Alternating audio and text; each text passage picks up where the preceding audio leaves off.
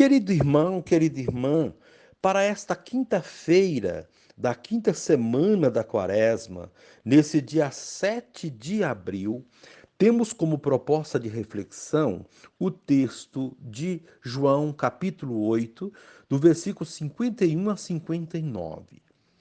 Naquele tempo, disse Jesus aos judeus: em verdade vos digo, se alguém guardar a minha palavra, jamais verá a morte. Disseram então os judeus: Agora sabemos que tens um demônio. Abraão morreu e os profetas também. E tu dizes: Se alguém guardar a minha palavra, jamais verá a morte. Acaso és maior do que nosso pai Abraão, que morreu, como também os profetas? Quem pretende ser? Jesus respondeu: Se me glorifico a mim mesmo, minha glória não vale nada. Quem me glorifica é o meu Pai, aquele que vós dizeis ser o vosso Deus. No entanto, não o conheceis, mas eu o conheço. E se dissesse que não o conheço, seria um mentiroso, como vós. Mas eu o conheço e guardo a sua palavra. Vosso pai Abraão exultou por ver o meu dia. Ele o viu e alegrou-se. Os judeus disseram-lhe então: Nem sequer 50 anos tens, e viste Abraão? Jesus respondeu: em verdade vos digo, antes que Abraão existisse, eu sou. Então eles pegaram em pedras para apedrejar Jesus, mas ele escondeu-se e saiu do templo. Palavra da salvação. Glória a vós, Senhor. Querido irmão, querida irmã, ainda estamos no capítulo 8 do Evangelho de João. Jesus continua lidando com os judeus e suas descrenças, dúvidas e questionamentos. Poderíamos afirmar que a falta de sintonia entre Jesus e os judeus se deve também ao fato de que ambos estão posicionados em lados opostos e falam a partir de entendimentos distintos. Há, sim, pontos comuns entre Jesus e os judeus, e não poderia ser diferente. Contudo, a maneira de compreender e interpretar a realidade faz com que os passos de um e outro trilhem estradas distintas. Jesus é a luz, a verdade, aquele que vence a morte e aquele que é. Aos poucos, nesse caminho quaresmal, vamos descortinando quem é Jesus de forma muito didática, justamente porque esse caminho nos leva a conhecê-lo para assumi-lo em nossa vida. Não nos esqueçamos de que esse tempo que a igreja nos oferece é, por excelência, tempo de preparação para assumir ou reassumir o batismo, junto com vitória sobre a morte do ressuscitado. Querido irmão, querida irmã, São Paulo explicou que com o pecado a morte entrou no mundo. Longe de Deus nos degradamos, nós que fomos criados à sua imagem e semelhança. É em Deus que encontramos a vida. Acolhendo Jesus, o enviado do Pai, e sua obra redentora, pela qual fomos reconciliados dos nossos pecados, nos aproximamos de Deus como filhos pelo Espírito que recebemos. A palavra de Jesus nos revela o Pai e nos une a Ele. Se não cremos em Jesus, se não guardamos Sua palavra, não estamos unidos a Deus, não temos a vida em nós. Se alguém guardar a minha palavra, jamais provará a morte. Jesus é quem conhece o Pai e guarda a sua palavra. O convite é então acolher Jesus, guardar sua palavra. Assim, vencemos a morte. Querido irmão, querida irmã, a proposta do dia é reafirmar no coração sua adesão a Jesus, o Salvador. E reze assim comigo. Ó Jesus Mestre, incapazes de reconhecer tua origem divina, os chefes do povo querem te apedrejar. Dá-nos, Senhor, paciência e perseverança para seguir semeando, mesmo em terreno improdutivo. Amém. Querido irmão, querida irmã, dando continuidade à reflexão da palavra de Deus, da liturgia desta quinta-feira, da quinta semana da Quaresma, nesse dia 7 de abril, você poderá acompanhar na sua Bíblia os textos, Gênesis capítulo 17, do versículo 3 a 9, o texto de João, capítulo 8, versículo 51 a 59, rezar o Salmo 104 a partir do versículo 4 a 9. Uma vez que você já ouviu a proclamação do Evangelho com a reflexão, você poderá agora acompanhar a leitura do livro do Gênesis e a sequência da meditação da palavra.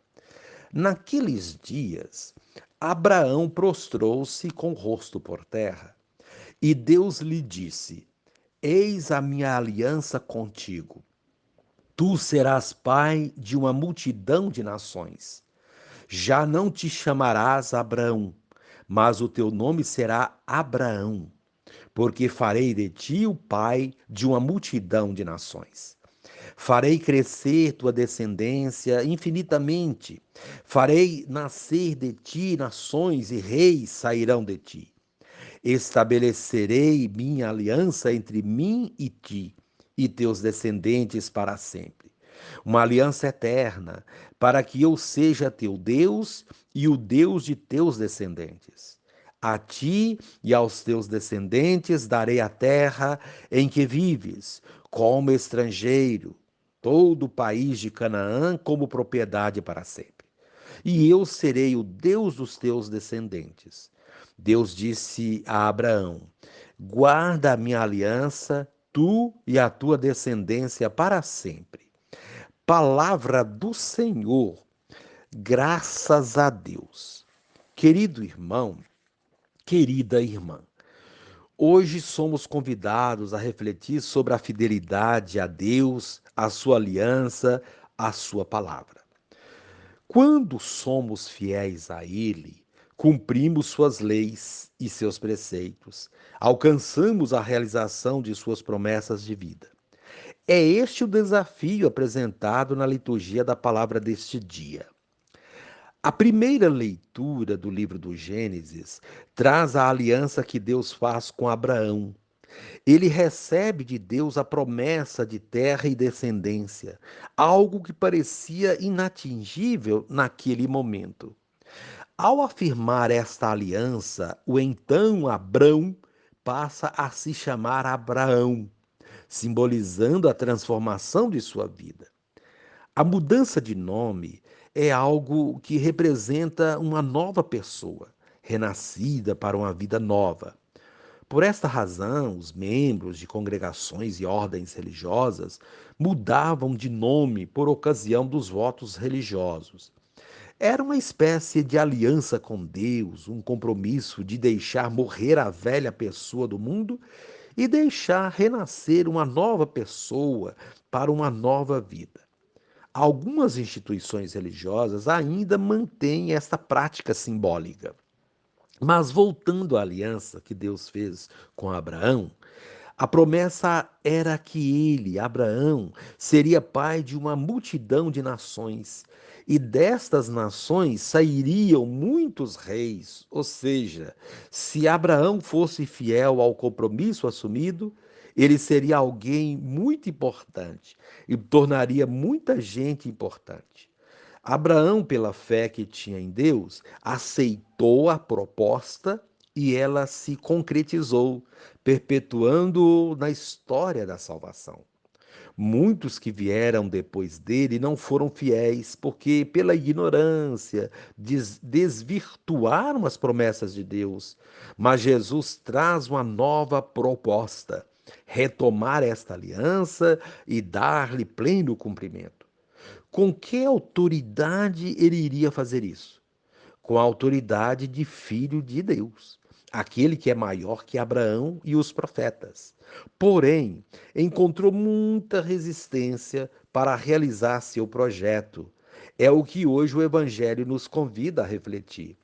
O texto de hoje inicia com a constatação: se alguém guardar a minha palavra, jamais verá a morte. Ele diz isso aos judeus. Eles prontamente rebatem, dizendo que até Abraão e os profetas morreram, mesmo guardando a palavra de Deus. Quem seria ele para prometer algo dessa natureza? Jesus confirma sua filiação divina e sua existência antes de Abraão e de qualquer profeta, e mantém-se firme nessa afirmação, revelando a ignorância deles, que diziam acreditar em Deus, mas não reconheciam seu próprio filho. Isso provoca a ira deles, a ponto de desejarem apedrejar Jesus. Toda esta situação exposta nas leituras de hoje nos leva a refletir como anda nossa fidelidade a Deus. Será que estamos entendendo o que Deus quer de nós? Será que nosso procedimento está de acordo com a vontade de Deus ou estamos fazendo mais as nossas vontades? Será que os mandamentos de Deus estão sendo cumpridos? O que podemos fazer para mudar esse quadro?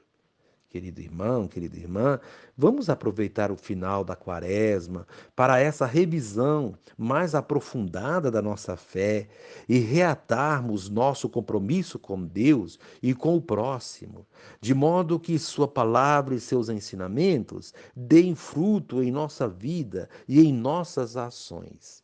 E ainda, dando sequência com a meditação, que a proposta de meditação, de reflexão dessa quinta-feira da semana da Quaresma, é uma proposta do Retiro Quaresmal 2022, que é uma proposta que tem uma pedagogia inaciana. É, tem alguns elementos muito importantes para a nossa reflexão, para a nossa leitura e nossa oração, né? A oração pessoal nesse dia. As palavras têm um peso enorme no anúncio e na atividade missionária de Jesus.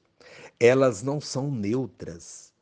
Como um raio-x, as palavras proferidas por ele investigam os recantos mais profundos do ser humano.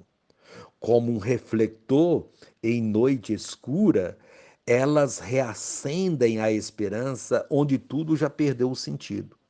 Como a chuva em terra seca, elas revelam as novidades na vida, despertam as consciências adormecidas, põem em questão as atitudes de indiferença e de fechamento. No encontro com a realidade dos pobres e excluídos, Jesus escolhe palavras provocativas, previamente cinzeladas e incorporadas no seu interior, onde revelam dinamismo, sentido e alteridade. Suas palavras brotam de uma vida interior fecunda e conduzem a uma vida comprometida. O desenlace do capítulo 8 de São João torna-se uma ocasião privilegiada de calar, de silenciar o palavreado, de deixar de abusar das expressões gastas, para retomar a palavra sincera, pura, recordar que a vida não é uma brincadeira, para que, quando voltarmos a pronunciar com delicadeza palavras carregadas de sentido e de vida, possamos nos fazer conscientes da beleza, profundidade, promessa e compromisso que estão por detrás de cada uma delas. Nesse sentido, para crer em Jesus é preciso ter fome. fome de vida e de justiça, que não fica satisfeita com palavras vãs, ocas e desprovidas de sentido. Professamos que Jesus é a palavra de Deus, uma palavra sem a marca da falsidade ou do vazio, uma palavra viva e vivida, uma palavra autêntica de amor e paixão pela humanidade. Pois por meio da identificação com Jesus, também nós podemos ser palavra do mesmo Deus neste mundo. Uma palavra de amor, de sustento, de presença solidária. E eu, que palavra sou? A palavra dura de Jesus, entre aspas, no evangelho deste dia, deve nos inspirar a uma tomada de consciência do lugar e do valor das palavras em nosso cotidiano. Quantas palavras dissemos ou escrevemos hoje? Temos consciência do peso, da força que elas carregam?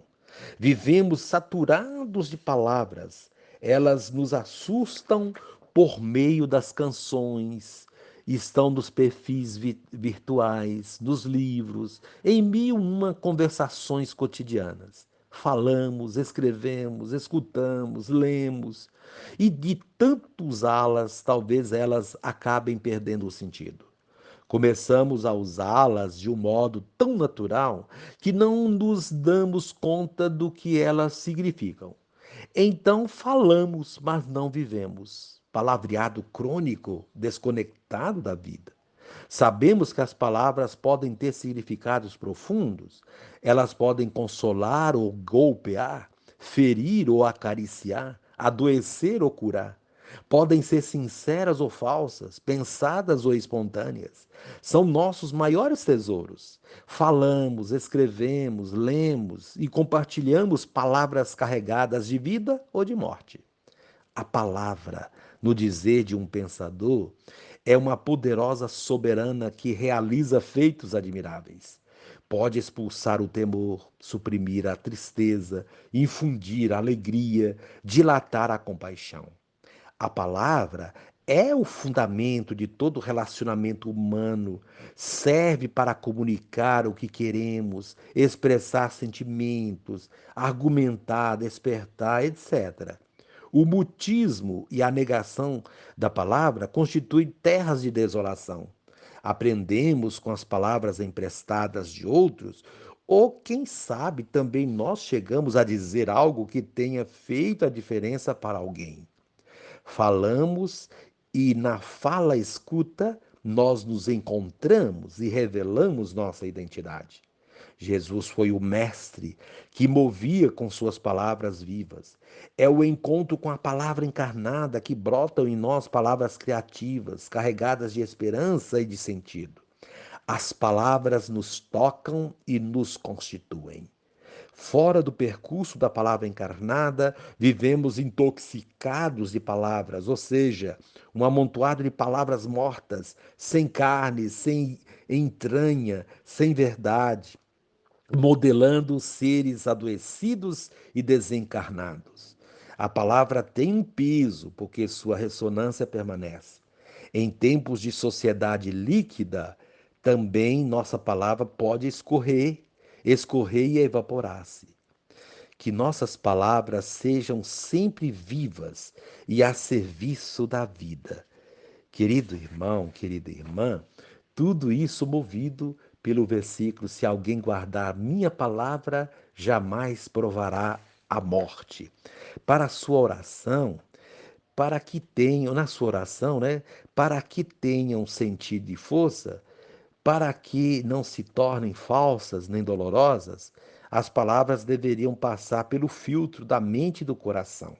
Seguindo o conselho de Santo Agostinho, as palavras deveriam passar antes pela lima do que pela língua, para que chegassem à boca polidas pela inteligência e pelo amor. Considere sua história de vida e tente recolher dela as palavras que, espalhadas no chão de sua existência, foram criadoras de possibilidade de abertura sem limites. Querido irmão, mais uma pergunta: que palavras estão em excesso em sua fala? O que seria melhor calar? Em que seu falar é bem dizer? Em que circunstâncias da vida suas palavras são carícia, bálsamo, consolo? Querido irmão, querida irmã, reze assim comigo. Divino Espírito, que eu seja bastante inteligente para entender as palavras surpreendentes de Jesus, com grandeza de mente e abertura de coração. Amém.